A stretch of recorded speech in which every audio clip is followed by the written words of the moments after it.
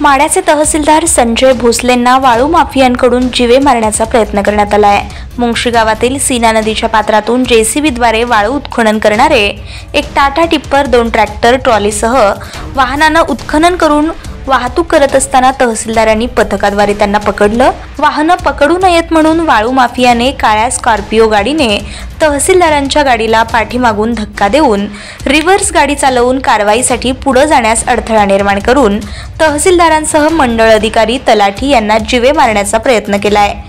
याबाबत कुरुडवाडी पोलिसात जीवे मारण्याचा प्रयत्न केल्याचा गुन्हा नोंद झाला असून स्वप्नील कांबळेंसह जेसीबी ट्रॅक्टर चालकांवर गुन्हा नोंद झाला आहे। वाळू तस्करांनी तहसीलदारांच्या गाडीपुढे रिव्हर्स न चालवून कशी मुजोरी केली आहे याचा व्हिडिओ देखील समोर आला आहे। तहसीलदार संजय भोसले, कितीही हल्ले झाले तरी वाळू माफियांवर कारवाई सुरूच ठेवली जाणार।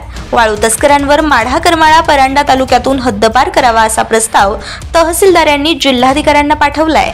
ऑनलाईन रिपोर्टसाठी संदीप शिंदे, माढा। काय सांगाल, जीवे मारण्याचा प्रयत्न आपल्याला झालाय वाळू तस्करांकडून? दिनांक 6 ऑगस्ट 2025 रोजी मला मुंगशी येथून वाळू वाहतूक करत असल्याचा मेसेज आला।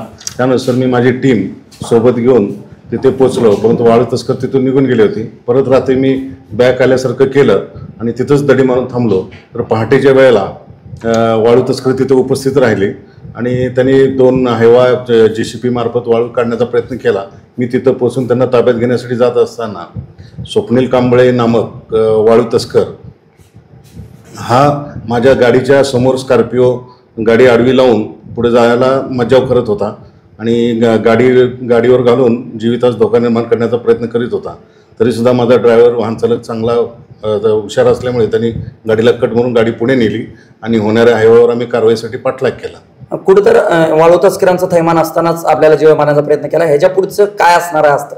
नाही, मी 24 तास पथकं तयार ठेवलेली आहेत आणि कुठेही तालुक्यात जर वाळू वाहतूक अनाधिकृत कुठल्याही प्रकारे कोणी वाहतूक होत असेल तिथं पथकं पाठवून तात्काळ कारवाई करत आहे। पुढे आपण जिल्हा प्रशासनाला या संबंधित आरोपींना हद्दपार करण्याची मागणी केल्याची माहिती समोर हो केलेली आहे। वाळू तस्करांना हद्दपार करावा म्हणून प्रस्ताव मान्य जिल्हाधिकारी साहेब, मान्य उपविभागीय अधिकारी मॅडम आणि DSP यांच्याकडे सादर केलेला आहे।